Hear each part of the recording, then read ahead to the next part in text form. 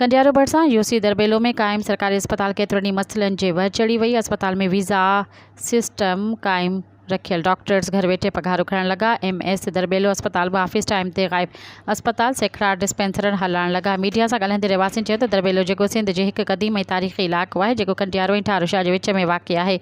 हीअ ज़मीन केतिरनि ई नामवर शख़्सियतुनि जे घुर करे रही आहे। रहवासियुनि जमील बि अस्पताल वञनि था, पर मायूसी लाइ को बि डॉक्टर या मेडिकल सुपरिटेंडेंट मौजूदु न हो। लेबॉर्ट्री खे ताला लॻल ऐं सूरताल ख़राब, मरीज़ मजबूर आहिनि त उहे पंहिंजूं सिरिंजूं ऐं इंजेक्शन आणीनि, जॾहिं त डिस्पेंसर खे ख़ानगी क्लिनिक हलाए थो। सरकारी अस्पतालुनि जी दवाउनि जो विकिरे मां फ़ाइदो हासिल करे थो।